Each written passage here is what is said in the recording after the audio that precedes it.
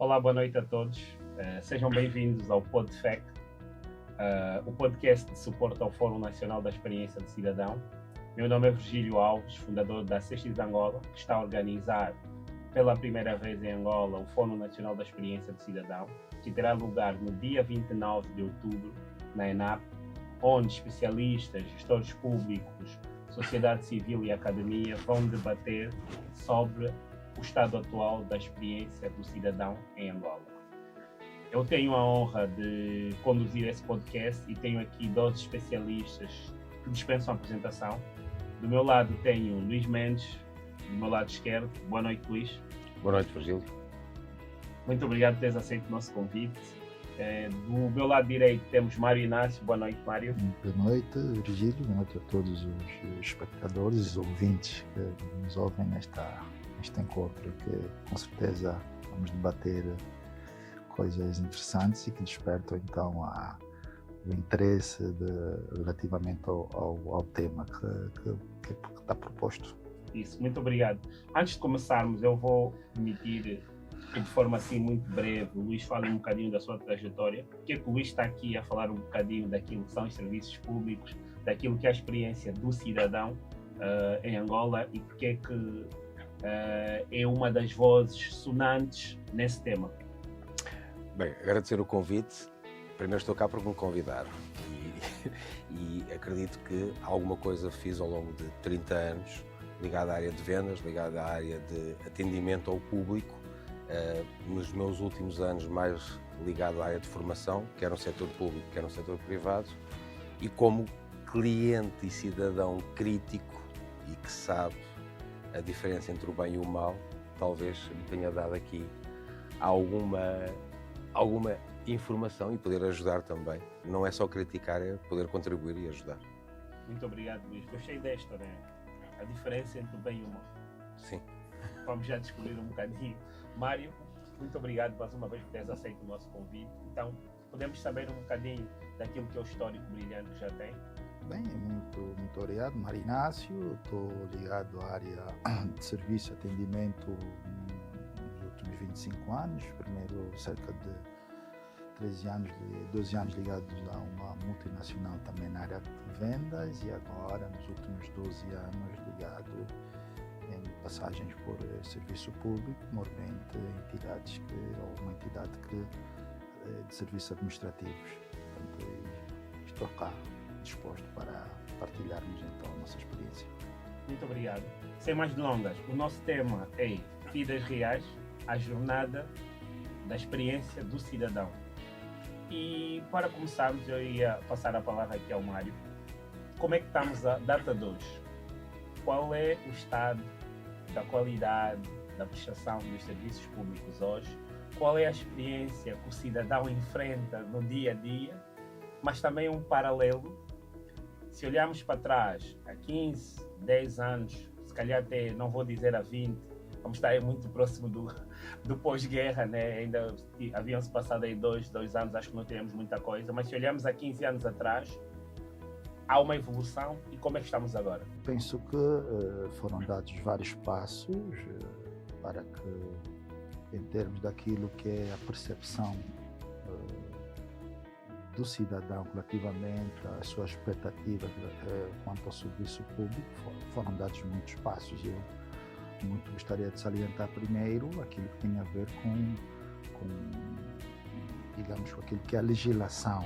Quando se fala de serviços públicos, um handicap muito grande que se tem é saber se existe legislação que vai então facilitar a que haja essa melhoria. Relativamente a isso, sim, e temos casos muito sonantes, mas aí também nós criamos uma expectativa do próprio cidadão, ou seja, a melhoria de alguns serviços públicos não se traduz logo naquilo que é a percepção, porque a necessidade do cidadão é sempre muito mais alta, a expectativa é muito mais alta do que a própria entrega que o serviço público muitas vezes tem a capacidade de o fazer.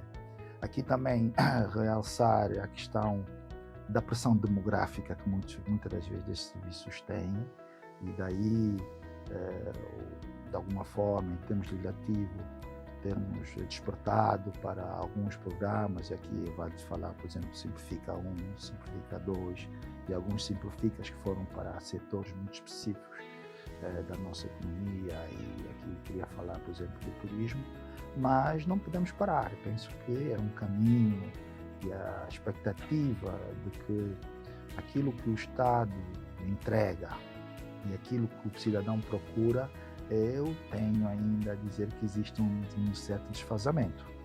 Logo, há um trabalho muito grande a ser feito, com pessoas, com processos, mas aquilo que tenho percebido, ao menos de algumas organizações que têm dado passos muito significantes, existe sim uma tendência a que estes venham a melhorar.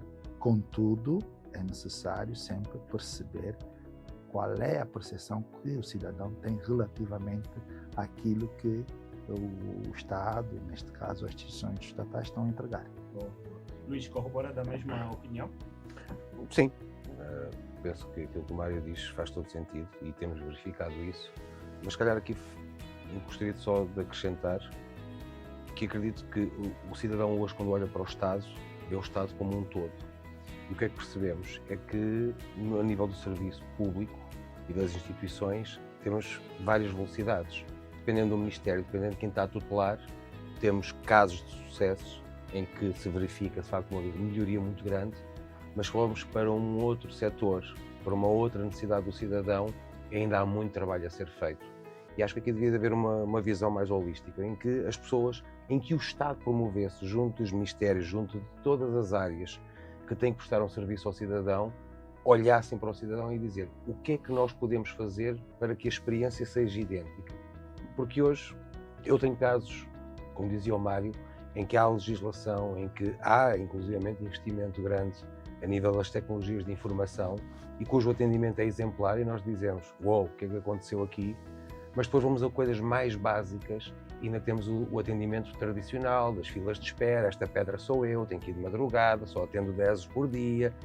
E muitas vezes estamos a falar de uma certidão, de um documento que muitas vezes me vai permitir, se calhar, ter acesso a outro tipo de benefícios e por falta desse documento eu não tenho.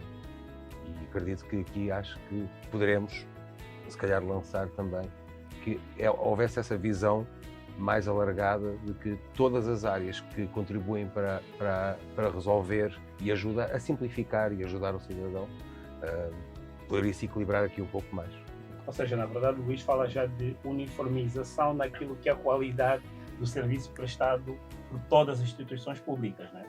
Sim, é isso, porque aquilo que dizia o Mário, há legislação e de facto houve um esforço muito grande nos últimos anos em tornar, ou por normas ou por normativos de cada área muito específica, os regulamentos existem, está tudo lá. A questão é, estão a ser cumpridos? Como é que o cidadão sente isso? E o Mário dizia muito bem que há uma entrega de um lado, mas há uma expectativa muito grande do outro. E essa expectativa tem que se perceber, às vezes são coisas muito simples que poderiam ajudar, será que eu conheço a expectativa do meu cliente ou do meu cidadão? E nós muitas vezes não ouvimos o cidadão, porque ele também só espera.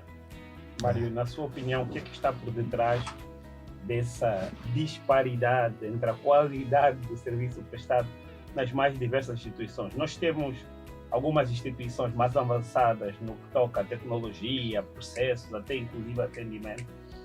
Vou abrir aqui um parênteses. Nós temos vindo, eu estou já desde o princípio do ano a remeter com alguma constância cartas para ministérios, instituições, e é engraçado que algumas continuam a usar carimbo, outras já têm um selo mais digitalizado, com um código de barras, e eu pelo menos sinto muito feliz quando vejo alguns ministérios com esse protocolo de recepção de documentos e ofícios, né? E outros ainda estão ligeiramente atrás. Mário, o que acha que está na base dessa disparidade?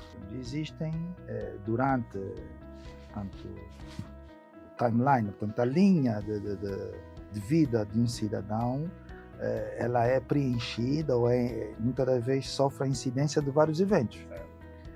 E se olharmos agora, neste momento, por organismo, qual é o organismo do Estado que mais impacta na vida do cidadão, é só olharmos para os eventos de vida. Certo. Vamos lá ver.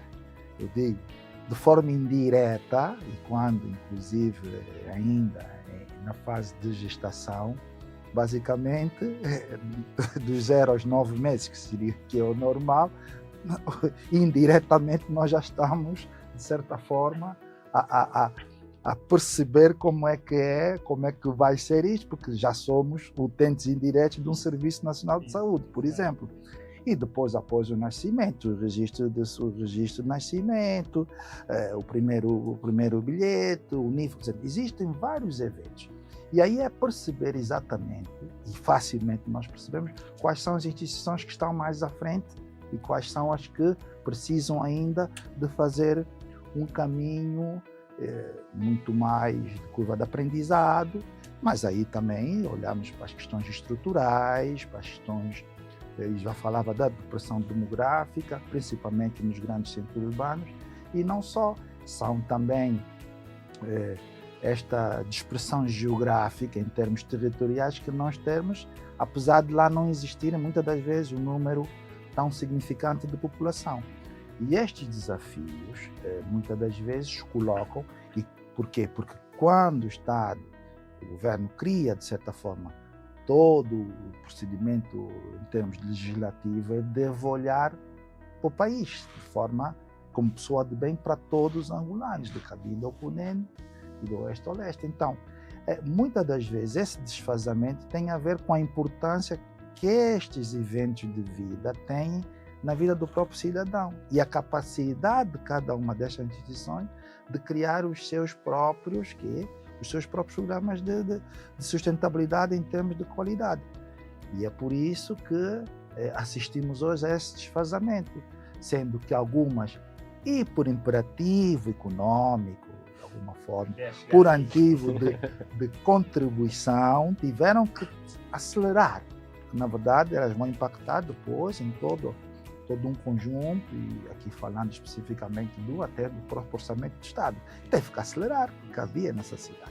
E haverá outras que estão no segundo plano, e dentro de outras, vários processos e vários requisitos que ainda não foram revistos, que como fazem parte de vários eventos de vida, sempre o cidadão, como disse o Luís, vai olhar para o Estado como um todo. E daí olharmos aquilo que é, de certa forma, a interoperabilidade, a interconexão entre os distintos organismos, coisas que, aliás, hoje está aí previsto num projeto de digitalização, mas, sobretudo, ter a capacidade de acelerar e, quando não funcionar, termos ali projetos que sejam sucedâneos daqueles que, efetivamente, correram menos mal. Será que a parte contributiva tem muita influência nisso, Luís? Existem ministérios e instituições que acarretam ou geram mais receitas para o Estado? Será que estamos diante de um cenário de eu priorizar o recurso monetário, finanças, do que alguns outros serviços meramente administrativos, mas que têm impacto no cidadão? Essa é a questão que fica, porque no final do dia nós olhamos, repara, e o Mário dizia, a partir da gestação eu já faço parte, já sou um cidadão. Porque quando vai não ser, eu sou beneficiário do sistema de saúde. Hoje, o facto de eu não... E no passado nós sabemos que o número de contribuinte tinha um número e o bilhete de identidade era um outro número completamente diferente. Sim. Hoje, felizmente, já está uniformizado. Portanto, uma das coisas que nós aprendemos é que, a nível mundial, os Estados, a primeira coisa, antes de nos darem o bilhete de identidade, é quase o NIF. Porque eles já sabem que tu, mais tarde ou mais cedo, vais ser um contribuinte fiscal. Portanto, isso é um número que tem que existir logo. Mas repara, nós olhamos hoje o Estado não, e os serviços públicos não como um gerador, como procurando o lucro. É um serviço público, diferente de uma empresa privada que tem um produto que vende e está em busca do lucro. No caso dos serviços públicos, é garantir que o cidadão consegue ter tudo aquilo que precisa para viver com dignidade. E o bilhete de identidade é fundamental. Hoje temos muitos angolanos ainda sem bilhete de identidade. Depois falamos, e depois, reparem, bilhete de identidade é preciso para quê? Para ir à escola. É preciso para quê? Para abrir uma conta, para ir para o mercado de trabalho. Depois o pai que gera filhos não tem bilhete de identidade, não pode registrar o filho porque ele também não tem bilhete de identidade.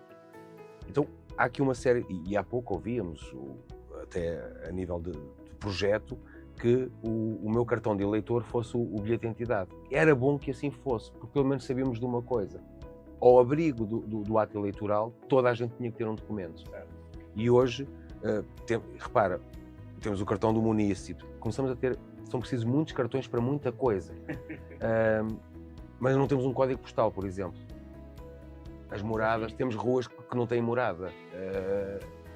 O Quilamba, que é mais recente, está organizado, mas temos bairros inteiros que, portanto, têm impacto até nos serviços postais. Mas acho que até, permita-me, o Quilamba está preparado para ter identificação postal até o nível de caixas postais para cada apartamento, mas não chegou a funcionar. Ninguém usa. Está literalmente abandonado. Repara, mas as encomendas chegam de alguma forma. Portanto, vão por serviços privados, alguém faz essa entrega, porque nós continuamos e sabemos que há muitos angolanos que compram nas plataformas internacionais e que os produtos chegam a Angola. Mas hoje já foi criado um negócio paralelo que os Correios de Angola quase que deixaram de existir, ou então nós podemos ir, mas temos que ir à sede para levantar a nível de caixa postal. E infelizmente acaba por não funcionar, o que é uma pena, porque acho que hoje... Sim, mas repara uma coisa, hoje muitas vezes, e o Mário falava da questão da legislação, eu hoje tenho legislação em que obriga que o contribuinte seja notificado por carta registada, e eu pergunto, mas como é que a carta chega registada se nem há um endereço de uma morada?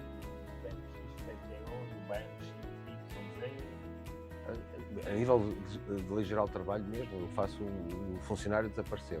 Eu tenho que notificá-lo para fazer o ato de abandono. E lá diz, carta registada, ou então publicar no jornal de maior tiragem, que será o Jornal de Angola. E a questão é, quem tem acesso ao Jornal de Angola? Quem leu o Jornal de Angola? Os Ardinas desapareceram? Assim mesmo. Mas deixem-me fazer aqui uma pergunta meio provocativa. Na vossa visão, em 3 palavras, como é que classificam o estado atual da qualidade dos serviços públicos? Muito potencial para crescer. Pela positiva.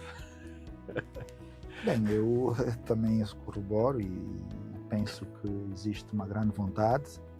Aliás, falou do bilhete de identidade, existe hoje um programa de universalização do bilhete de identidade, existe uma grande vontade de mudança, porque sabemos que no final isto tem um grande impacto, e o grande impacto muitas das vezes é o impacto económico que muitas das vezes temos em termos gerais. Com a percepção de que às vezes a gente dá um passo à frente e 2 atrás. Eu pelo menos tenho a percepção que entre 2010 e 2008 era muito mais fácil tratar o bilhete de identidade e era emitido muito mais rápido que atualmente.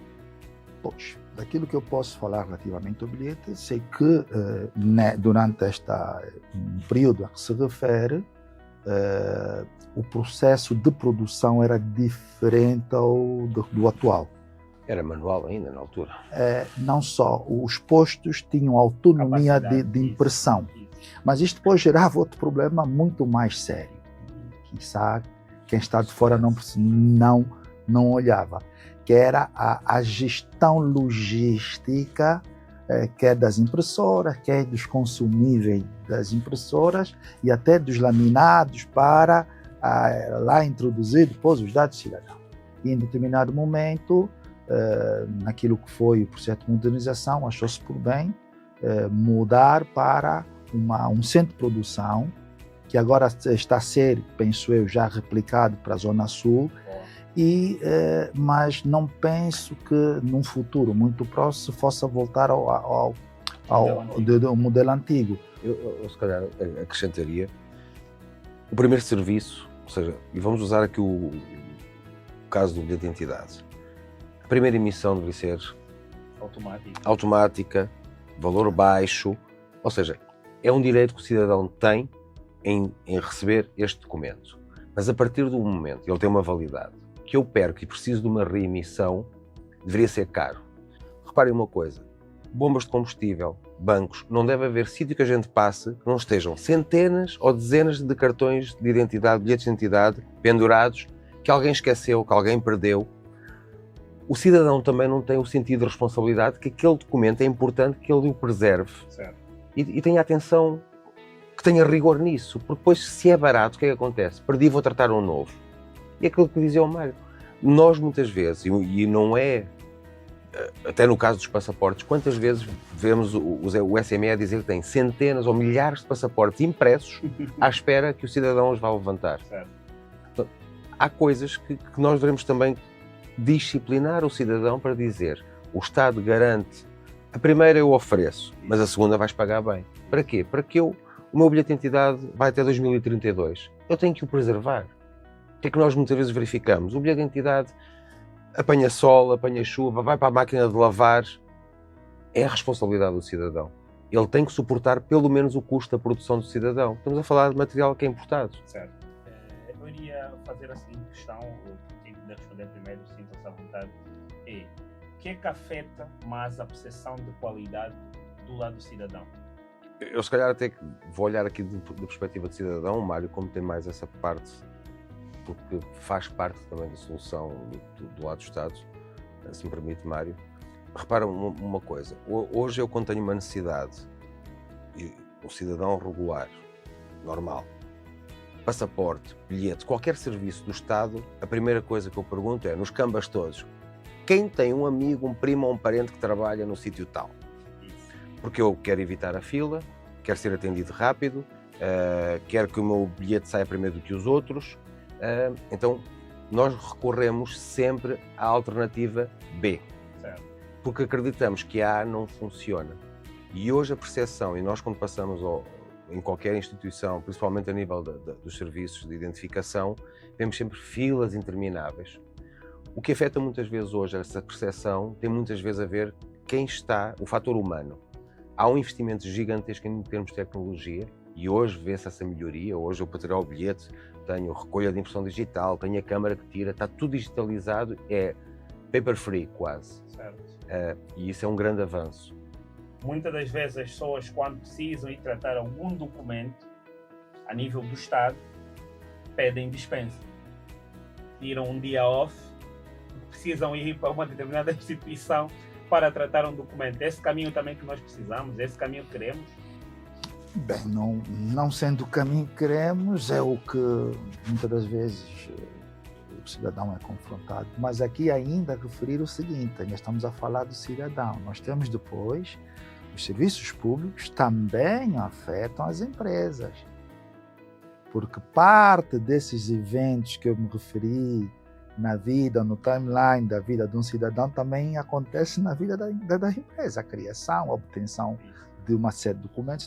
Estamos a falar do impacto econômico que é bem mensurado, se calhar, em termos mais daquilo que é tributação e tudo isso, se calhar dava-nos aí um semáforo muito visível de qual é o impacto que isto tem. Relativamente àquilo que é a percepção, e foi a pergunta primária, existem também todas estas dificuldades, muitas das vezes, do acesso, da disponibilidade, mas depois temos outra questão que é, e eu digo isto, se separarmos os processos de atendimento, e eu os separo inicialmente como atendimento inicial, execução de serviço, a entrega do documento, também temos grandes disparidades. Temos casos em que nós temos um atendimento inicial, uma boa execução de serviço, até como referiu, tem ali um software que ajuda a toda essa questão, mas hoje, para além da questão do acesso, e eu falo muito até da própria pressão demográfica, para além da questão humana, o tal atendedor, o operacional de atendimento que está por detrás da câmara e da tomada dos dados biométricos, nós temos depois um grande problema, que é a questão do cumprimento dos prazos de entrega de serviço. Há uma coisa que nós percebemos, pelos dados do Ministério das Telecomunicações, que temos quase tantos telemóveis ativos em Angola quanto população. O que é que isto quer dizer? Quase todo o cidadão que recorre a uma instituição para tratar de alguma coisa tem um número de telemóvel. E ao invés de estarmos aí toda a hora, já está um SMS. Um SMS é super barato. A partir do momento que a entidade que emite e o nosso número de telemóvel está sempre em qualquer processo que eu faça, eu tenho que obrigatoriamente pôr o meu número de telemóvel. Senhor cidadão, o seu documento está pronto para levantamento a partir do dia X. Eu tenho que chegar à instituição e o meu documento tem que estar pronto. E muitas vezes o que acontece é, o documento está numa pilha, a pessoa que está e que tem que procurar tem preguiça, vai lá para trás, dá um jajão que procurou e diz ainda não está. E está lá. E repara uma coisa, a questão é, eu vou ter que sair do meu trabalho para ir levantar um tal documento, vou ter que esperar numa fila de atendimento comum, porque muitas vezes não é segregada a fila de quem está para levantar, quem está para tratar, o que quer que seja, e ficamos ali todos sem saber muito bem para onde é que vamos. E depois, quando chega a hora, não está emitido. Mas eu tenho um SMS que me diz que foi emitido. Não, mas ainda não chegou. E depois temos muitas vezes o funcionário público a descredibilizar quase que o sistema e a tecnologia a dizer que isso está errado, apenas porque ele teve preguiça de procurar em milhares de cartões, que muitas vezes não estão organizados, e ele diz, epá, nem vou procurar.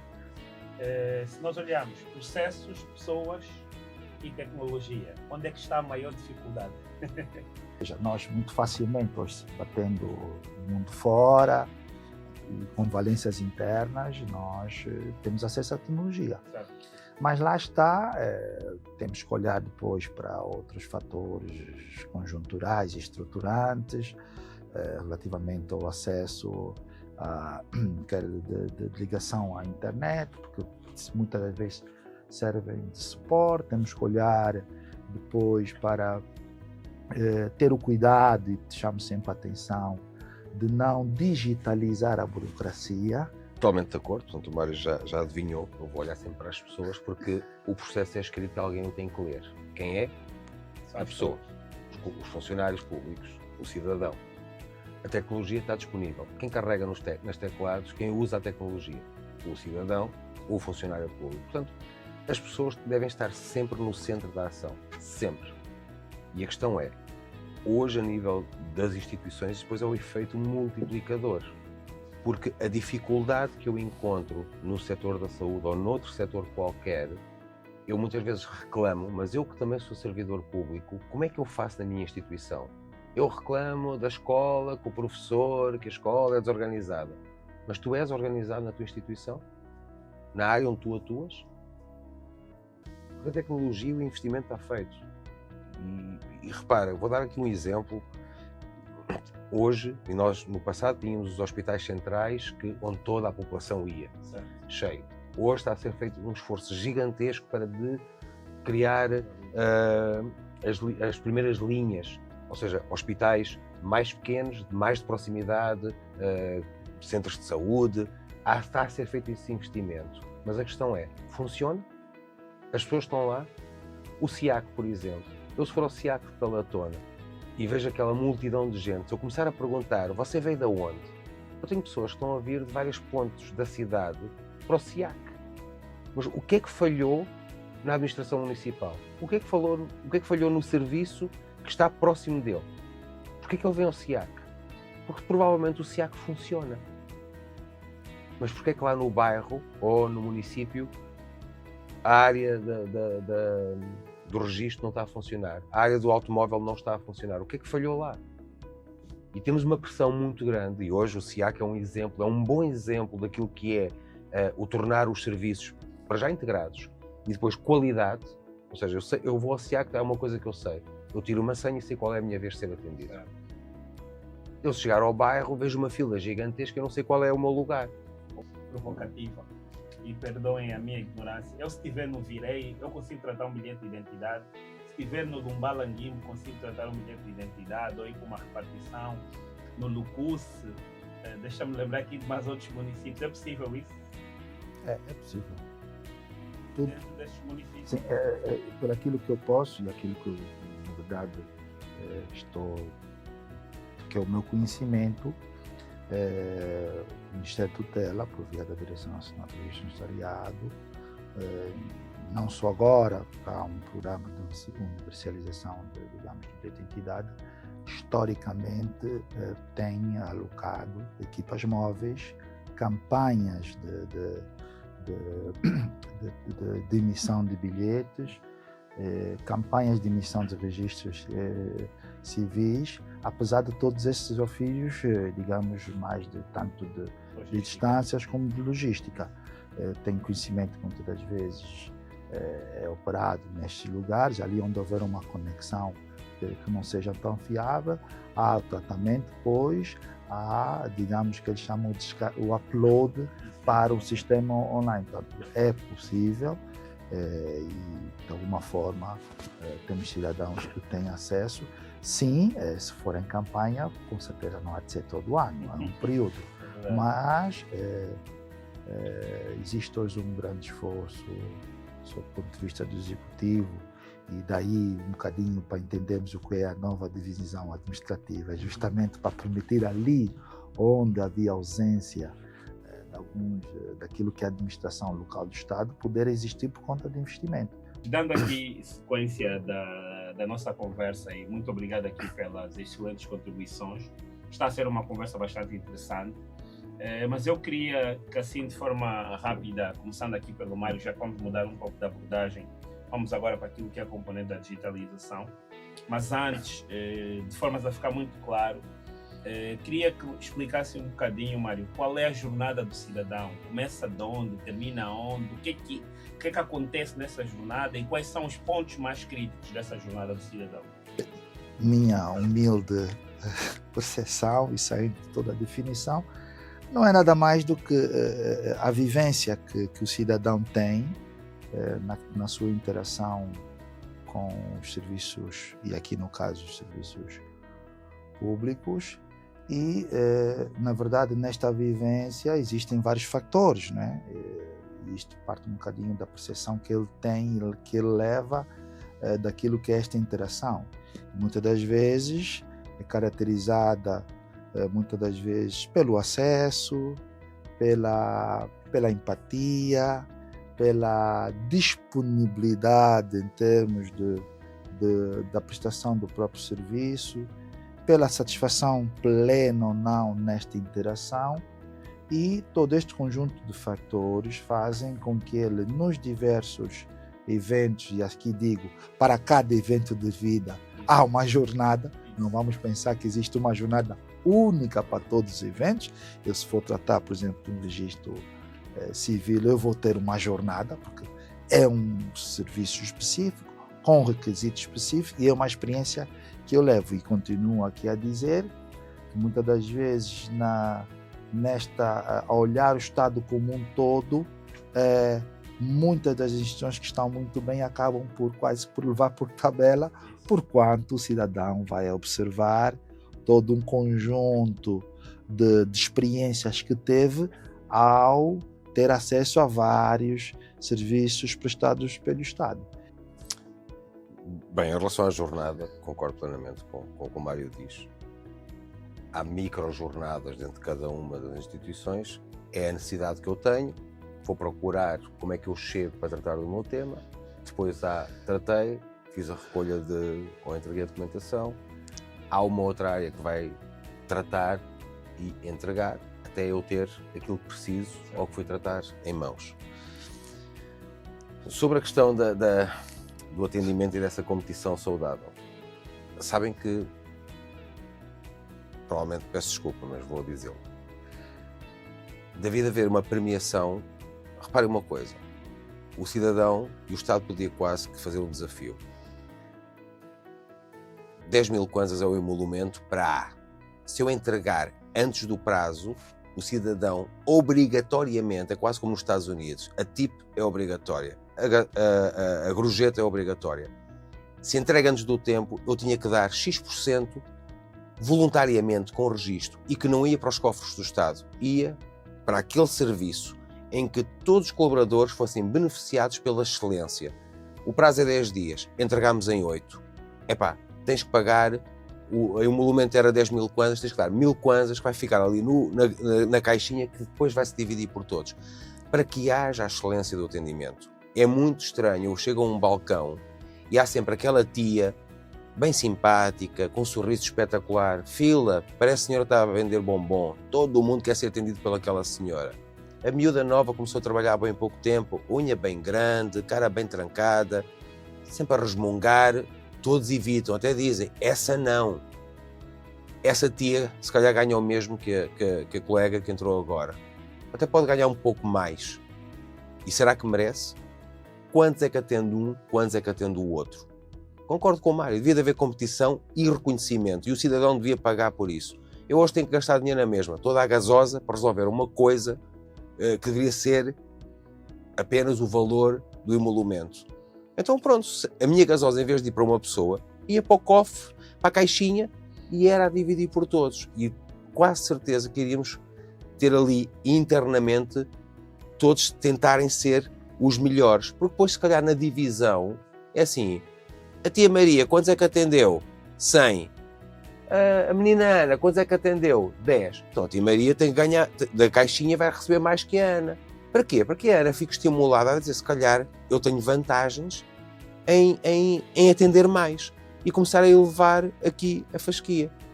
Isto era uma forma, muitas vezes, peço desculpa, isto é completamente tonto, mas é uma forma, e acho que nem sequer é execuível, mas tínhamos que criar forma de que as pessoas, para além do salário, não é fazer o que é normal, é fazer o extraordinário.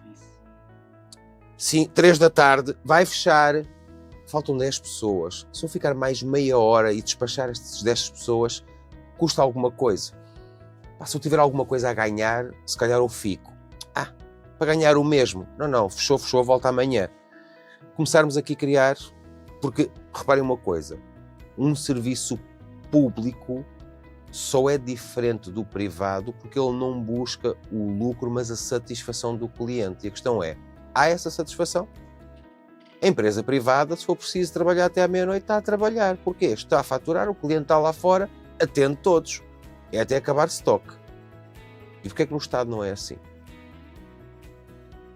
E não é dizer que eles devem trabalhar mais, mas tem que haver um benefício para trabalharem mais. E o Estado, se é um bom pai, deve olhar muitas vezes aos seus filhos. Os seus primeiros filhos são os seus funcionários. Então, como é que eu posso remunerar sem trazer o ónus? É que depois a remuneração por fora acaba por ir parar ao bolso só de alguns, e às vezes nem são aqueles que mereciam. Então, era uma forma quase que...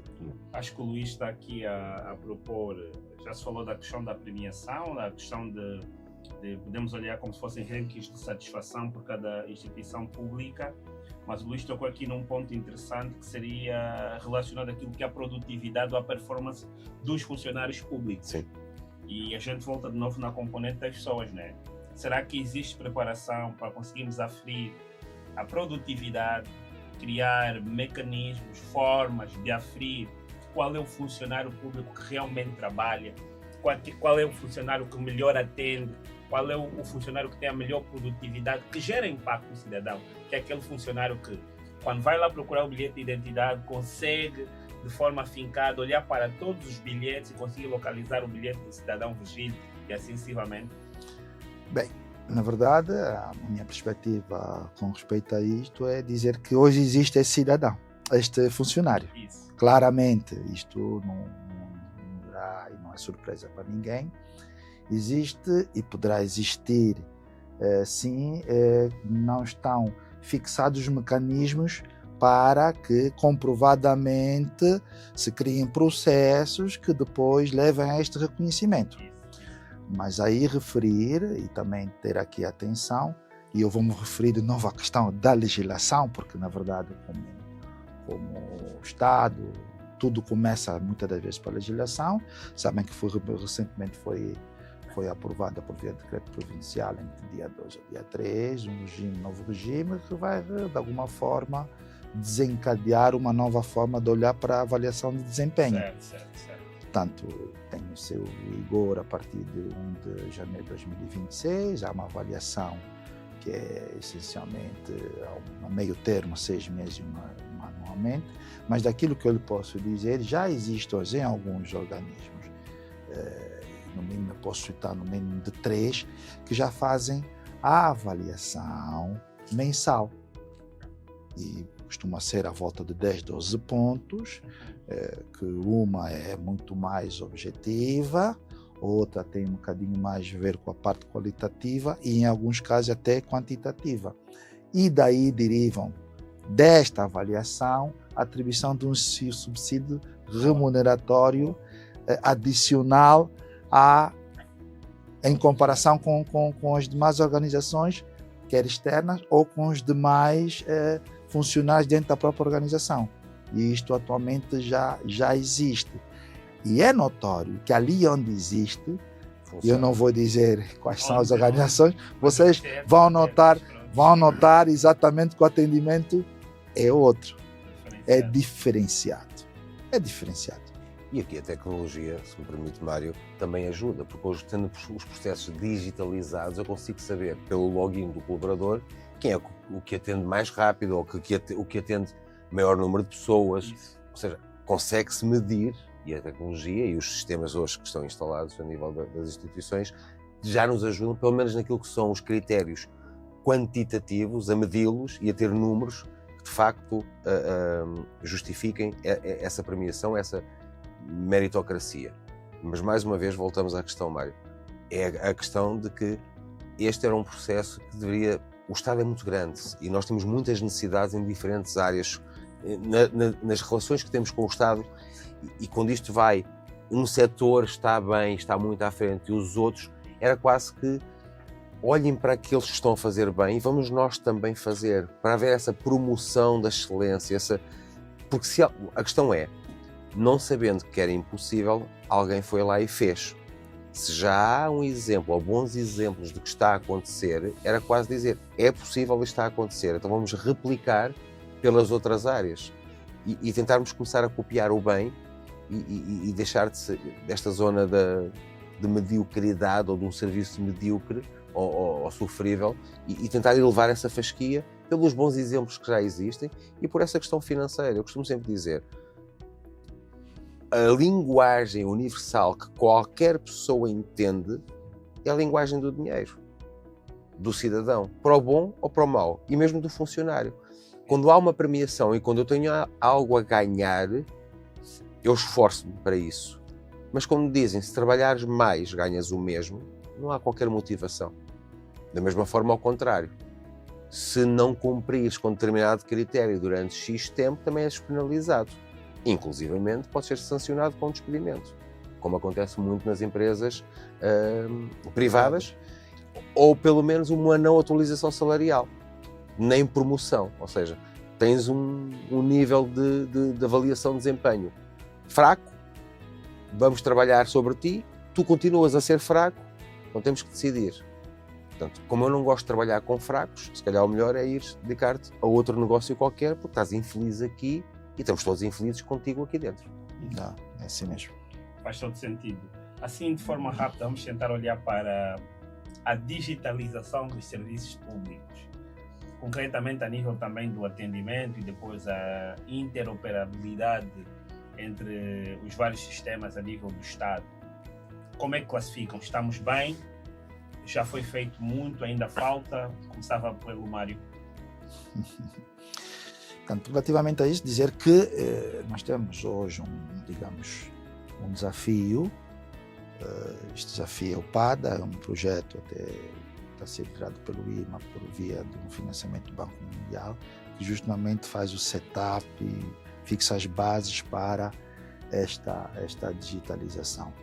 Como é óbvio, existe aqui o desafio dos equilíbrios entre as instituições, ou seja, trazer aquelas que efetivamente estão um bocadinho mais desfasadas para baixo em termos do seu equilíbrio e a partir daí definirmos uma série de abordagens, e essas abordagens têm a ver com esta interação entre o cidadão e o Estado, e olhar aqui que o próximo passo, e hoje existem já alguns exemplos, que é para o atendimento multicanal ou dos canais não presenciais. Portanto, eu não vejo aqui outro caminho que se possa percorrer que não nos leva a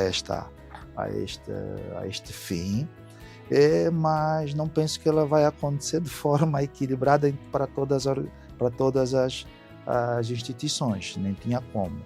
Todavia, e hoje já são casos de experiência adquirida e comprovadamente, nós temos assistido processos de digitalização mais centralizados. Muitas das vezes no Ministério a direção A o tem, a direção B ou o departamento B que tem com o serviço A ou B não o tem, mas aquelas que no mínimo, e daí está efetivamente passível de que em termos de taxas e emolumentos, aliás, elemento sempre importante para o bom funcionamento do Estado por via do Orçamento Geral, estas estão muito mais preocupadas, e inclusive posso falar e posso dar aí bons exemplos.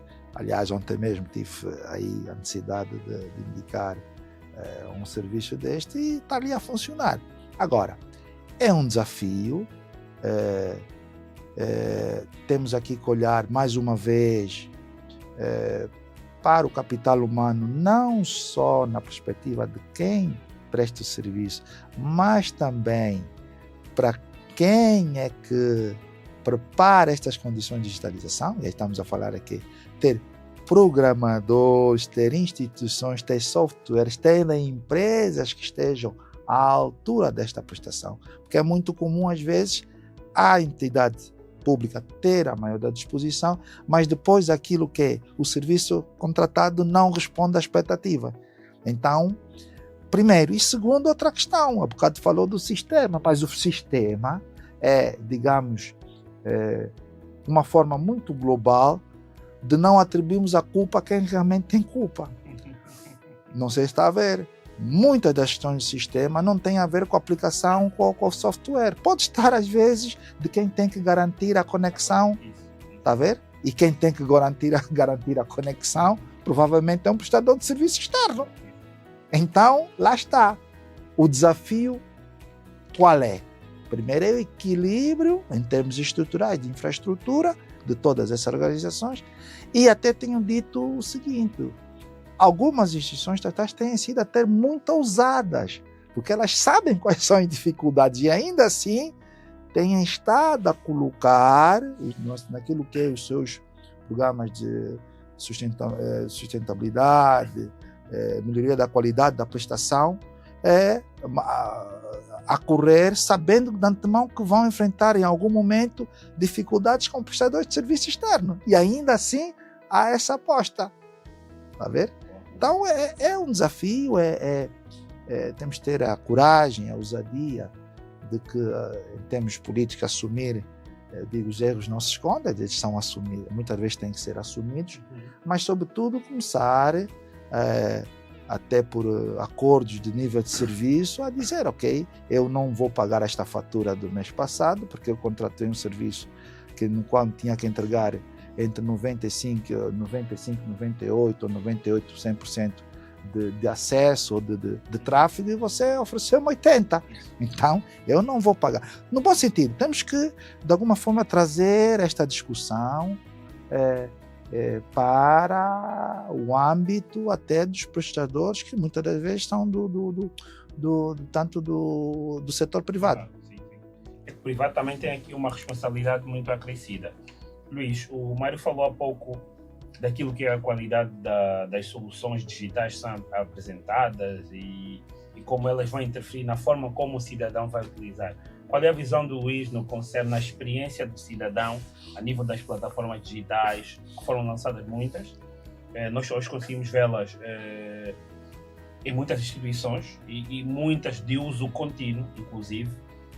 No que toca à experiência do cidadão, eu vou falar aqui do usuário, o UI, o UX, como é que o Luís vê isso? Será que, por exemplo, os famosos agendamentos hoje que nós temos, porque depois também tem aqui, permita uma questão cultural, que nós angolanos não estávamos muito habituados a ter que executar uma determinada tarefa, ter que agendar. Hoje a gente consegue agendar para tratar o bilhete, para tratar o passaporte e outras atividades, mas será que essas ferramentas estão desenhadas de formas a facilitar o acesso e utilização do cidadão e cobrir aquilo que é a nossa diversidade populacional, conforme o Mário dizia há pouco? Repara, de facto, nos últimos anos verificámos um forte investimento em várias áreas, a nível de vários ministérios, nessa digitalização e nesse acesso por via digital. Aliás, na FILDA deste ano, tivemos o Ministério do Interior com uma grande campanha e com um site muito robusto, onde tínhamos lá todos os serviços, onde nos é permitido até já coisas relacionadas com a carta de condução, poder já tratar. Eu só queria alertar, ou seja, a nível de experiência, o que acontece? Eu hoje começo a ter já, tenho o site da AGT, tenho o site do Ministério do Interior, tenho depois o SMS, já é um site à parte, é muito login, é muita password, já é muita coisa. Depois começamos a perceber hoje a questão dos cyberataques. Portanto, até que ponto hoje esta informação está bem segura? Depois tem a ver com a disponibilidade de serviço. Muitas vezes nós queremos entrar e ver o serviço, o site está em baixo. Tente mais tarde, tente mais tarde, tente mais tarde. Ou seja, para criar o hábito, primeiro era ter que, eu costumo dizer, é quase criar um site para totós. E quer saber se o site funciona, entrega a uma criança de 12 anos. Se ele conseguir fazer alguma coisa, está aprovado. Porque nós, né, a minha geração, assim, já na casa dos 50, nós sabemos ler, não somos tontos. Mas hoje há muita coisa que nos sites parece que é muito fácil para quem desenha, e se calhar ficava aqui também uma recomendação para quando estiverem a desenhar um site, façam um focus group, peguem no site, vão falar com jovens, com pessoas com 30 anos, pessoas que estudaram, apresentem o site e digam assim, olha, isto é o site, o que é que tu entendes disto? E tomem nota daquilo que as pessoas dizem, porque depois muitas vezes eu vou ao site, cadastre-se. Insira o e-mail. Se eu tive um cadastro antigo que não consegui concluir por alguma vez, mas o meu e-mail está registado, o seu e-mail já existe cadastrado. Como é que eu faço para recuperar a palavra passe? É o caos. Entretanto, o meu telefone que eu registrei na altura já não é o que eu tenho hoje. O SMS é mandado para um número que já não existe. Mais uma vez, onde é que eu vou? Tenho que ir presencialmente ou tenho que ligar para alguém para resolver? Então, é pensar em todas estas áreas para que esta experiência da digitalização seja algo que eu diga assim, valeu a pena. Aliás, eu partilhava há pouco com o Mário e devo dizer, tive uma experiência excepcional ao nível de qualquer serviço privado a nível internacional para pagar o IVM. Eu estava registado, esqueci-me da palavra passe, fiz recuperar a palavra passe, recebi um e-mail com uma senhora super simpática a dizer sou Luís, não sei o quê, vou confirmar. Ligou, falámos via WhatsApp, ela pediu-me para mandar o bilhete de identidade, para garantir que era mesmo uma pessoa, mandou validação, porque é certo que eu consegui tratar do IVM sem sair do escritório, não mexi, paguei tudo, vou-lhe mandar a referência agora. Eu fiquei do tipo, o que é que se passa aqui? Eu em 2 horas tinha tudo tratado e vim a descobrir que estava em atraso do ano anterior, e ela disse, olha, para emitir o deste ano tem que pagar o anterior. Como diz, mais uma vez o Mário falava, quando é a parca da receita, tudo é simplificado. Mas ainda bem que é, porque se eu já vou pagar, mas que não me custe. Agora, se eu estou a pagar e sou mal servido, dói 2 vezes. Então aqui, AGT, parabéns. Agora, é motivar os outros que, mesmo que no final do dia não seja a questão dos emolumentos ou o que quer que seja, mas que seja a satisfação do cidadão. Porque no final do dia é isso que nós pretendemos. Um cidadão feliz produz mais, em primeiro lugar. E se ele produzir mais, consome mais. Se ele consumir mais, as empresas produzem mais. Se as empresas produzirem mais, empregam mais gente. Se as pessoas estiverem empregadas, pagam mais impostos. Toda a gente paga mais impostos. Então, e todos ganhamos, né? E todos ganhamos, e ganha a economia e ganha a Angola. Porque no final do dia temos que pensar, e falávamos até antes de começar, estamos a pensar a Angola a nível regional, mas a nível das nossas assimetrias até como país, por sermos muito grandes, mas depois a nível da região da África subsaariana, mas a nível até internacional. Alguém que vem investir em Angola tem que ver um povo que gera consumo. Ninguém vem a Angola e percebe, e passa em frente a uma instituição e vê filas enormes e diz, isto é o quê? É para tratar do bilhete. Desculpa, para tratar do bilhete é assim. E querem que eu venha investir? Não, desculpa. Se calhar vou investir noutro país aqui ao lado, que eu vou e vejo com essas filas. Às vezes é a imagem daquilo que nós passamos sem querer. Qual é o papel do privado, então, nessa conversa toda que nós temos? Há pouco o Mário falou da responsabilidade no desenho das soluções e, às vezes, também existem alguns setores das empresas privadas que também não são um bom exemplo para o Estado. Permitam-me aqui, com algum respeito, a banca, volta e meia nós vemos as agências completamente cheias, com pessoas a fazerem filas longas fora da agência bancária. Aí posso até chamar de sofrimento. Qual é o papel, então, do setor privado? Primeiro em suportar o Estado e depois também em servir de exemplo, né? Pois, isto leva-me aqui à reflexão de que ambos setores têm praticamente caminhado juntos. De certa forma, e eu digo muitas das vezes, tendencialmente ou quase tradicionalmente está o privado, porque tem mais contato com o mercado, com dinâmicas do mercado, e muitas das vezes o Estado que vem atrás, até fazendo de alguma forma, em termos legislativos, criar essas condições, muitas vezes de regulação, de facilitação, para melhorar inclusive o próprio ambiente de negócios.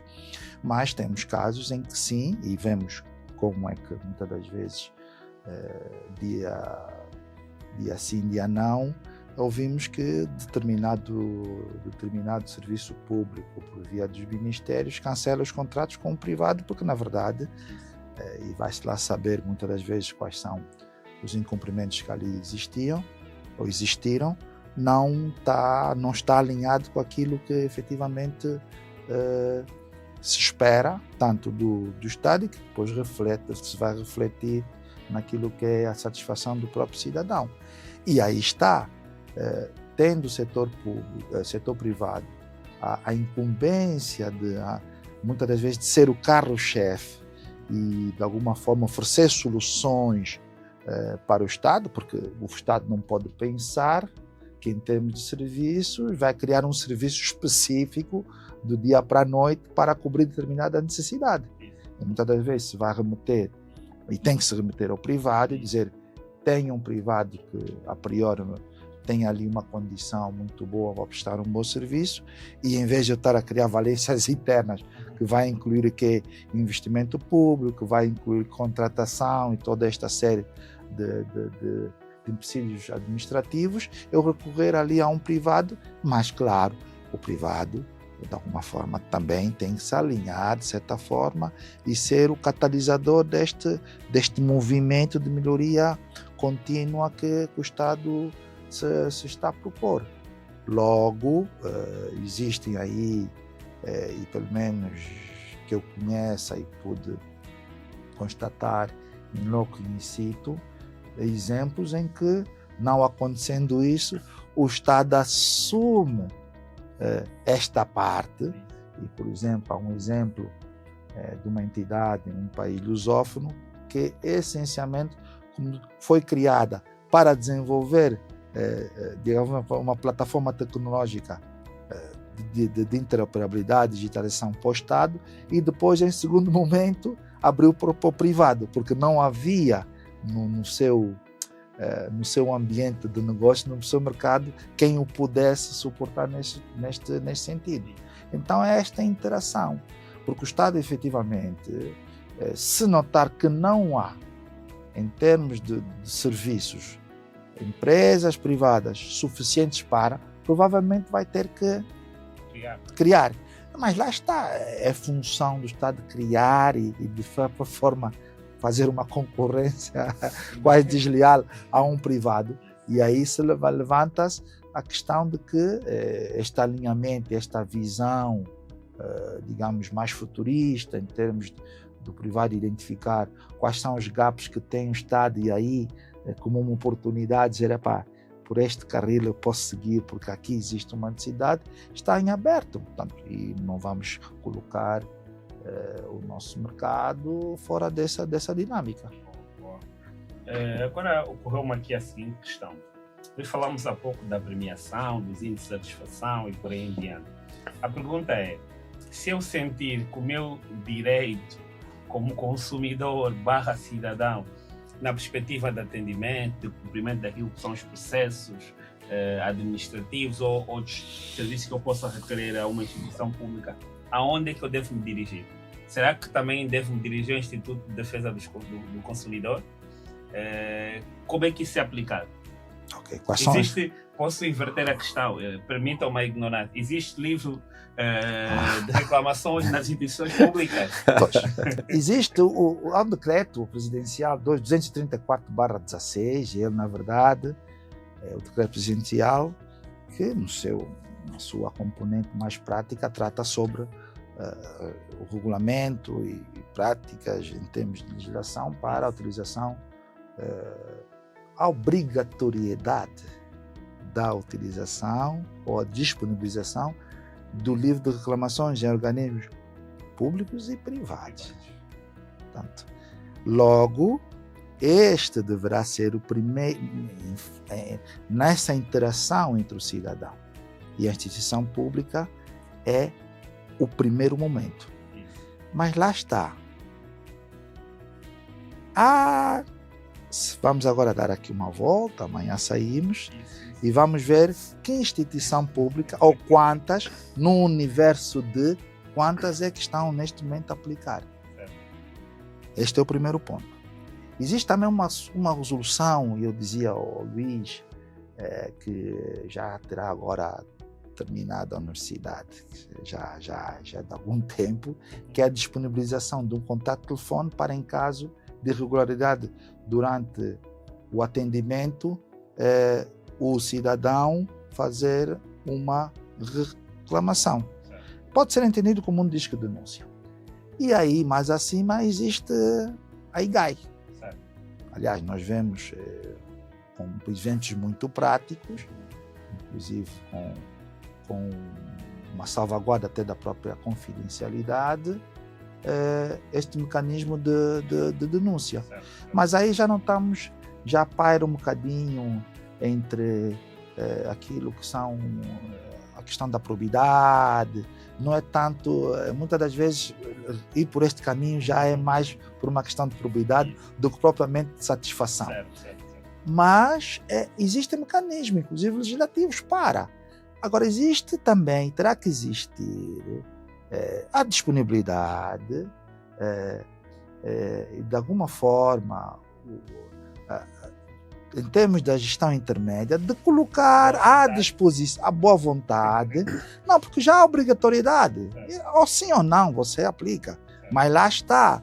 Depois, como é que vamos fazer o fluxo para esse mecanismo de entrada, tratamento da reclamação, mas aí atira um bocadinho o ônus desta aplicação para os gestores, porque lá está escrito. E por que não aplica? Falta dinheiro para ir ali e pagar um livro de reclamação? Ou seja, estamos a ver que na verdade, aqui a questão da liderança, seja de topo ou intermédia, principalmente aquela que está ligada aos processos-chave, não o aplicar, não é? Ou seja, antes de passar por Luís, o Estado é que aplica ou gera a legislação, sim, deve ser o primeiro a cumpri-la, não é? Portanto, em boa, digamos, naquilo que seria o ideal, o expectável, sim, deveria ser as instituições que estão no escopo do Estado e baixo essa legislação concernente ao atendimento, deviam, na verdade, cumprir aquilo que já é obrigatório. Força, Luís.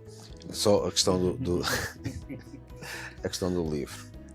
Vamos olhar a nossa população e a maioria da nossa população. O livro até pode existir. O cidadão sabe escrever para reclamar. Depois, eu vou estar a reclamar numa instituição que eu amanhã vou precisar. O funcionário só me vai estar a dizer: escreve. Vou-te esperar quando cá voltares. E eu tenho medo da represália. Então a culpa morre sempre solteira. Ou seja, vamos suportando. E nisso, às vezes é uma pena, porque o cidadão tem direitos, como um cliente numa instituição ou numa empresa privada, tem direitos e muitas vezes não reclama. Porquê? Isto não vai dar em nada. Eles ganham sempre. E às vezes até as coisas funcionam. E aqui concordo totalmente com o Mário. Esta responsabilidade da satisfação do cliente e da gestão da reclamação tinha que ser feito a nível local, pelo gestor, por quem é a pessoa responsável nesta instituição. Porque depois temos aqui outra coisa. Repara uma coisa, eu não acho que o Estado me vai beneficiar e prejudicar a ele próprio, porque ele está a fiscalizar a ele próprio. Isso. Eu estou a reclamar, é a história dos dois irmãos, andam sempre à chapada, um com o outro, sempre... Mas se vier o primo e bater no irmão, os dois viram-se contra o primo. Então, aqui é a mesma coisa. Então, eu acho que a questão das lideranças e isto resolve-se, voltamos à questão da avaliação de desempenho, de haver um ranking das instituições ou da repartição top performance, as top 10 do país, quem são, onde estão. Claro, está sempre o revés da medalha, que no dia a seguir a ser divulgada esta lista, toda a população vai para as top 10. Certo.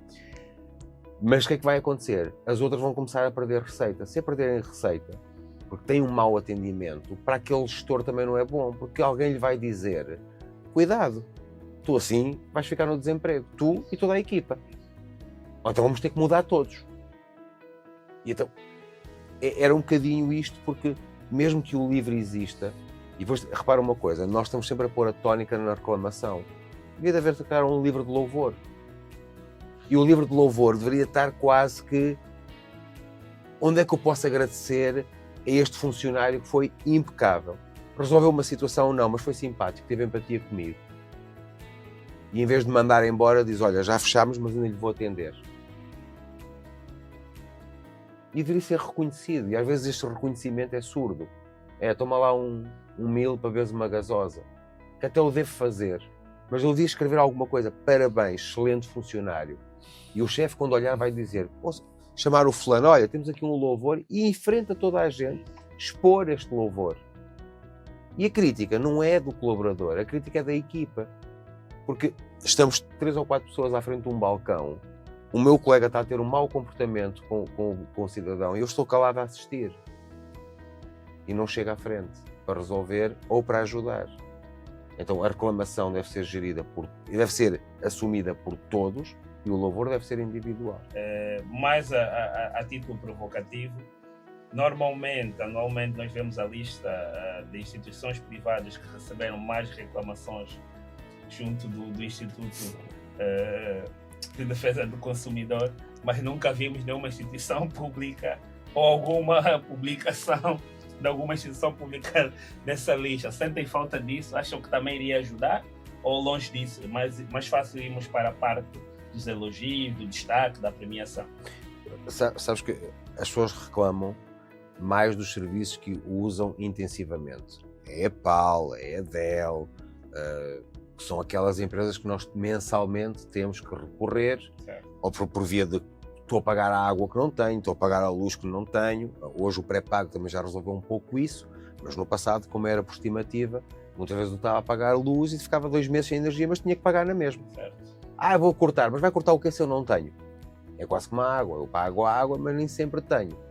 Mas está ali o valor está estipulado, eu vou pagar.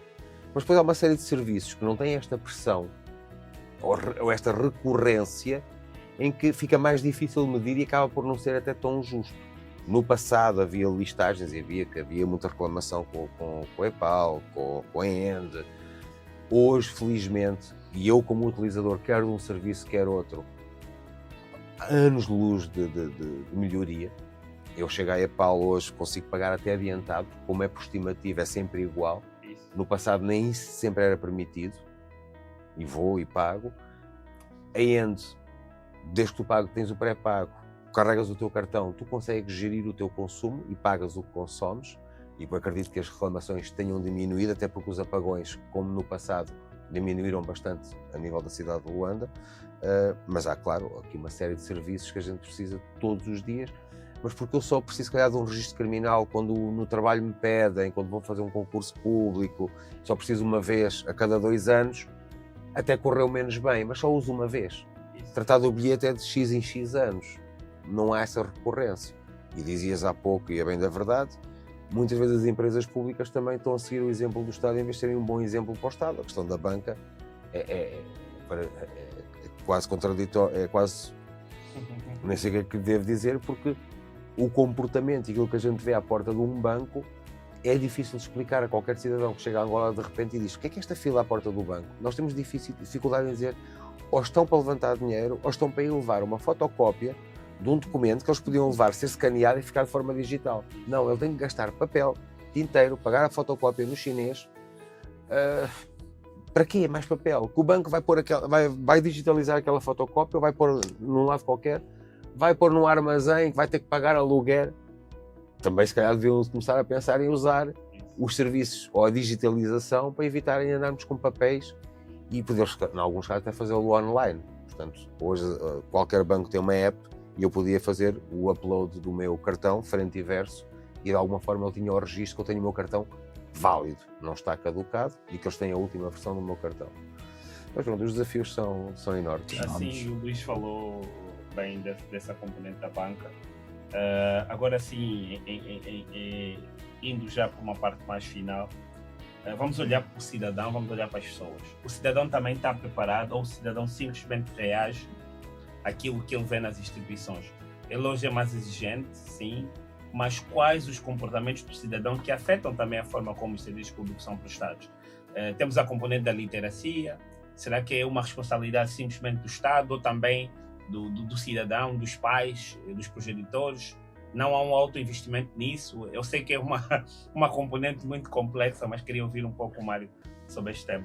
Muito do que se reflete, quer no comportamento, nas atitudes do cidadão, tem muito a ver também com educação, investimento em educação, instrução, a formação de valores, basicamente no seio familiar, e todo este conjunto de questões, claro que vão afetar o comportamento do cidadão diante das instituições.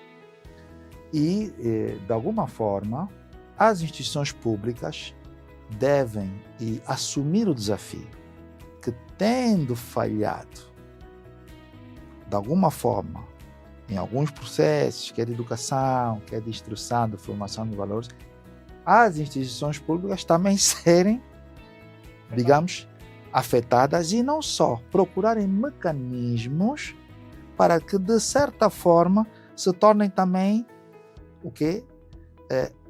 partícipes da mudança de conduta destes cidadãos. E digo isto por quê? Porque, de outra forma, se nós não tivermos bons cidadãos, também não vamos ter boas instituições. Porque parte destes cidadãos em que falhou, por exemplo, principalmente a questão dos valores, e quando falávamos da questão dos soft skills, né? Comportamentais e tudo isso, eles podem ir parar até no processo de atendimento. Primeiro. Segundo, tem a ver com os programas de info-exclusão.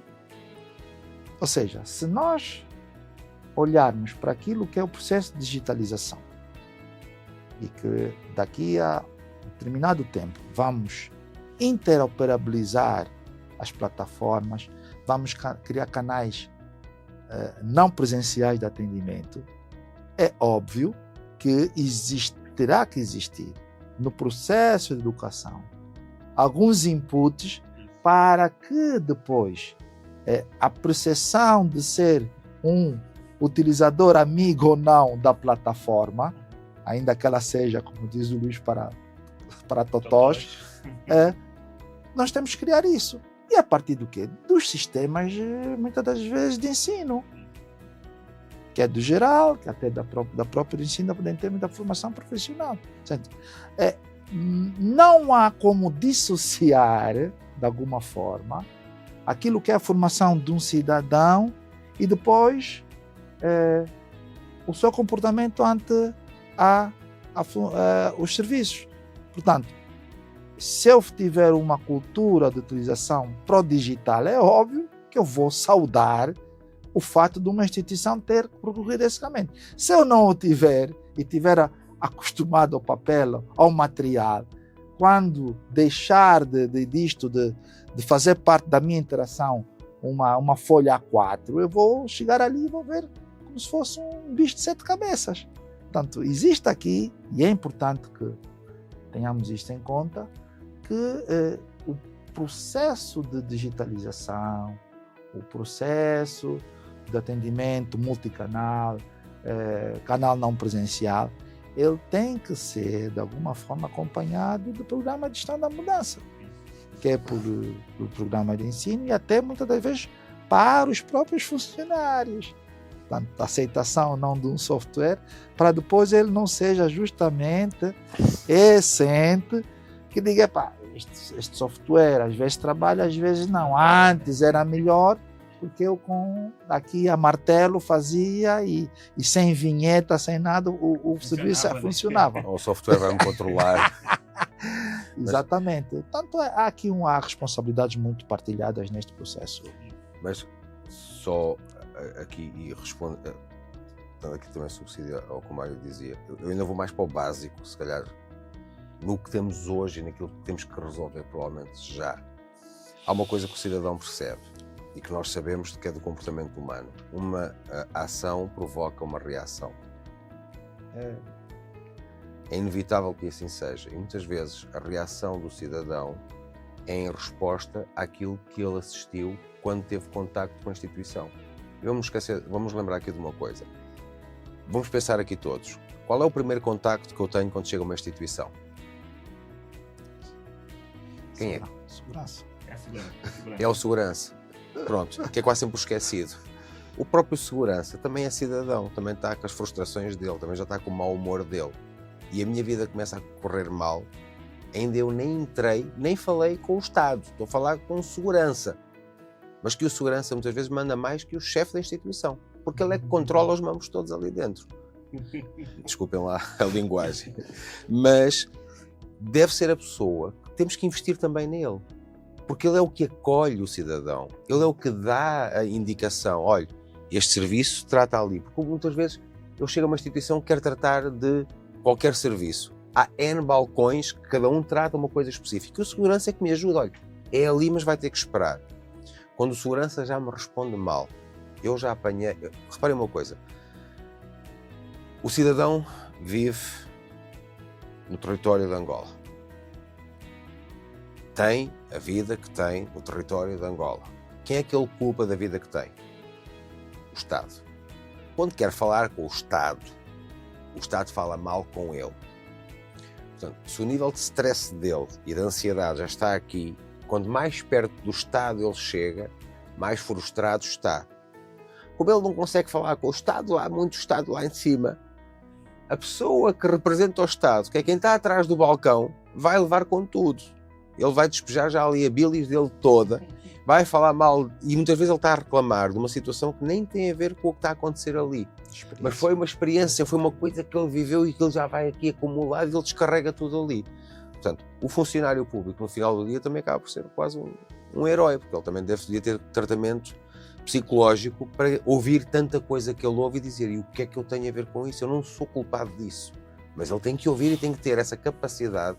E daí deve-se investir muito na formação destes quadros, porque quando o cidadão está a reclamar de um serviço, ele não está a reclamar de mim, é do serviço. E muitas vezes o colaborador, o que é que faz, ou o funcionário público, pensa que ele está a reclamar dele. Qual é a medida que ele faz? Responde da mesma forma. E depois muitas vezes temos ali troca de galhardetes ao balcão, em que a ver quem é que fala mais alto. E isto é complicado. Então, era importante que se olhasse e que se humanizasse. A era digital e a digitalização é muito importante para ser um facilitador, como dizia o Mário, para que os processos sejam cumpridos, porque a parte digital tem que cumprir o que está, o caminho e todo o fluxo do que está definido em termos de processos e procedimentos, mas que a pessoa que fala, a contar, da pessoa que está logo à entrada, que tenha uma palavra de, pelo menos não precisa ser, se não quer ser simpático, que não seja antipático, mas que seja claro na informação que dá, que seja coerente e que o cidadão diga, ok, entendi. A mesma forma, que documentos é que são precisos? Às vezes tenho que ficar numa fila para me dizerem e quais são os documentos. E quando eu pergunto, apontam para uma vitrine, está ali uma fotocópia mal amanhada, já meio arroçada, já toda estragada. Eu então nem sei ler, como é que eu... Não há esse cuidado. E era importante que, às vezes, eu posso dizer à pessoa, olha, vai precisar deste documento, este. Tem alguém, olha, tentar perceber se sabe ler. O Mário dizia bem, hoje o funcionário público tem que levar com uma série de coisas que correram menos bem desde o início. Se calhar não foi à escola, se calhar foi à escola, mas não estudou bem, o pai lhe tirou da escola porque ele tinha que ajudar na lavra. Há tanta coisa que acontece na vida do cidadão. Agora, eu conheço o cidadão, se calhar às vezes é só ouvi-lo. Luís, deixa-me fazer aqui uma pergunta rápida, passar para o Mário, já assim mesmo a terminar aqui a nossa conversa, que está a ser muito interessante. Muito recentemente, eu não sou bom de datas, mas acho que há uns 5 anos ou 6 foi aprovada a Lei das Acessibilidades. E enquanto o Luís falava, né, eu não sei ler, dando aqui um exemplo, eu me perguntava, temos algum atendimento ou suporte para pessoas com alguma deficiência auditiva, visual, naquilo que são os nossos pontos de atendimento a nível das instituições públicas? Como é que essas pessoas são ajudadas? Pronto, aquilo que eu posso referir, não tanto na questão que se referiu surdo-mudos, mas principalmente com aquelas pessoas com alguma limitação em termos físicos, né? Portador de alguma deficiência ou limitação física. O que eu tenho visto, e pode-se muito apreciar, é, por exemplo, a disponibilização em locais mais próximos da entrada, nos estacionamentos, a sinalização para pessoas que utilizem, digamos, cadeira de rodas. Tenho visto em algumas recepções a disponibilização de uma cadeira de rodas para facilitar, de alguma forma, a locomoção nos locais de atendimento destes cidadãos. Tenho visto, por exemplo, nos casos da prova de vida, e uma vez comunicada à instituição a deslocação de equipes para que efetivamente exatamente a residência. Portanto, isto são de alguma forma passos que vêm de alguma forma a dar resposta. Outra questão é o cuidado que as instituições públicas têm tido em termos das barreiras arquitetónicas, as rampas para cadeirantes e tudo isso. Portanto, existe, e vamos aqui dizer que existirá um conjunto de construções que não são tão contemporâneas, mas naquelas que na verdade são mais recentes, é visível já observar-se isso. Portanto, é um caminho, cabe, digamos, ao Estado e às associações que congregam estes cidadãos fazer a sua advocacia nesse sentido, uma vez que a legislação já existe. E, portanto, de alguma forma, se aquilo não correr muito bem e não estão contentes, nós temos hoje o mecanismo da própria Provedoria de Justiça, que de alguma forma tem advogado a sua intervenção junto das instituições. Eu digo isso por conhecimento, porque muitas vezes tive que responder a esta instituição relativamente a uma reclamação, uma inquietação do cidadão.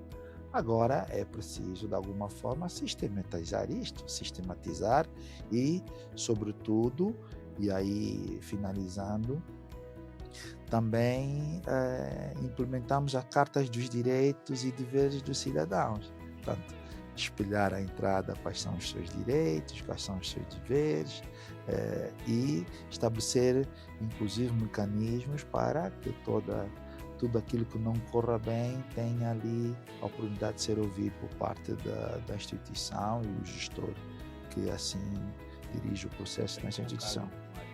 Lembrei-me agora de um ponto, que às vezes os cidadãos têm a percepção que tudo que é do Estado não tem dono, a gente pode destruir. Isso acontece às vezes nas estradas, né? As pessoas rompem postes e não querem assumir, ou estão numa determinada instituição, querem partir um vidro ou uma porta, achando que aquilo é do Estado, ele não deve ser responsabilizado. Mas para terminar mesmo, infelizmente, eu estou a ver aqui o sinal da minha regi, mas eu tenho uma pergunta assim muito rápida. Peço só que sejam breves, por favor, Luís e Mário. Quando é que vamos terminar com os intermediários ou Michel às portas das instituições públicas? Tem data isto? Ou uma pergunta sem resposta? Não, tem resposta, claro. O Micheiro é também um prestador de serviço. Agora, cabe a nós ou a eles, de alguma forma, e vamos falar aqui em sede já daquilo que seria a formalidade da sua atividade, e principalmente ali onde não é exigido que seja, ou que o serviço não é pessoal e intransmissível, onde o Estado permita que outra pessoa o exerça. Aqui a questão é como é que vamos mitigar? Uma das questões é, de alguma forma, formalizar como um prestador de serviço, e que ele, em sede quer da contribuição ao Estado, quer em sede da proteção social obrigatória, ele cumpra para que transforme essa atividade em trabalho digno. Portanto, isto é uma opção. A outra opção é melhorar, de certa forma, para mitigar os processos de atendimento, a celeridade, mas lá está. Aqui o desafio é a oferta de espaços físicos, quer autônomos, quer de serviços autônomos, quer de serviços concentrados, é suficiente? Temos o número suficiente de agentes, de funcionários públicos ou agentes administrativos para fazer essa prestação de serviço a toda a população? Aqui levantamos outras questões. Será que o número de funcionários do Ministério da Justiça, do Ministério da Saúde, do Ministério da Educação é o suficiente para que num rácio de X colaboradores por número de população é o rácio ideal? Portanto, existe aqui um todo. Já vamos responder já no dia 29 de outubro. Fiquem ligados. Deixa só, Sim, Luís, por favor. só uma contribuição. Mas já o nome Michel já não é bom, quando é dito. O Michel é um empreendedor que encontrou uma oportunidade numa dificuldade. Basicamente é isso. Eles não precisam de acabar, mas e se calhar formalizar também é complicado quando eles perceberem que em termos de impostos vão pagar muito. Não é? Simplifiquem os processos, porque o Michel / empreendedor, ele não trabalha sozinho. Ele é uma empresa que tem 2 sócios. É ele que está fora e alguém que está lá dentro. Certo? Porque se ele resolve... Eu se tratar com o Michel, consigo ter um documento em X dias. Mas se eu for lá dentro tratar, demora Y dias mais. Então quer dizer que há ali um canal que a coisa resolve-se mais rápido. Ponham isto lá dentro. Porque reparem uma coisa, eu vou ter que pagar o emolumento e vou ter que pagar o Michel. Ou o empreendedor. E vai sair caro. Se este dinheiro que eu estou a dar ao empreendedor der lá dentro, o tal saco, que é daquela instituição, se ela for um centro de lucro, ou começar a gerar receitas, se calhar podem empregar mais gente. E este empreendedor que antigamente estava lá fora, até pode ser recrutado lá para dentro, porque ele conhece os processos, conhece os procedimentos, e é altamente perspicaz, não é tonto. Porque ele sabe que para angariar o cliente ele tem que ter... Porque são vários às portas das instituições. Vários. E porquê que um tem mais clientes do que o outro? Porque é o que resolve, é o que fala melhor, é o que não faz muito barulho. Há sempre qualquer coisa que os diferencia. Isto é um ecossistema que, se for aproveitado para o bem, pode ser muito bom, mas se for aproveitado para o mal, é o que temos hoje. Portanto, parece que estamos a criar cada vez mais dificuldades em fazer as coisas bem feitas, porque eu só consigo resolver o meu problema se eu for pelo plano B ou o plano C. O que é mau, porque estamos a transformar o nosso país e Angola num plano B, e Angola não deveria ser um plano B, deveria ser o plano A que funciona. E estamos a ir todos para o plano B. E as consequências vão-se começar a notar, ou já se estão a notar, e no futuro ainda vão ser piores. Em 3 palavras, assim, muito rápido, Mário, quais são as recomendações para a contínua melhoria da prestação dos serviços públicos, assim, de forma muito sucinta? faça a evolução, faça tudo aquilo que nós já discutimos, faça aquilo que mencionou-se a nível de capacitação do capital humano e por aí em diante. Assim, de forma muito sucinta, recomendações para consigamos chegar lá muito próximo da excelência. Missão, foco no cliente, comprometimento. Boa. Eu reduzo em 3 palavras aquilo que poderá ser um caminho para, sob o ponto de vista das instituições públicas, gestores, gestão intermédia, operacionais de atendimento, olharem para estas, porque que eu estou lá, porque que existe a minha instituição, ou existe a instituição que eu represento, né? Qual é o foco que deve ter para um cidadão / cliente, aí depois existe aqui uma transição e até de transformar esse cidadão num cliente na perspectiva na verdade, da contribuição que ele tem para compor via da taxa de monumento e, digamos, o comprometimento que é sobretudo, importante para qualquer atividade. Muito obrigado. Luís? Formação, disciplina e um foco maior, provavelmente, nas chefias intermédias ou nas lideranças intermédias, porque são elas que, na realidade, fazem acontecer. Isso. Muito obrigado, Luís Mendes, Mário Inácio, por essa brilhante contribuição aqui no PodFEC, né, que é o podcast que criamos para reforço do engajamento daquilo que será o Fórum Nacional da Experiência do Cidadão, que vai acontecer no dia 29 de outubro, na ENAP, onde pela primeira vez em Angola nós vamos estar a falar daquilo que é a prestação da experiência ou daquilo que é a prestação dos serviços públicos em Angola. Um evento que é realizado por mundo afora, em que pela primeira vez vai ser abordado em Angola e o cidadão vai estar no centro. Então, sigam e acessem o site para mais informações, que é o www.forumcidadão.ao. Muito obrigado, até a próxima oportunidade.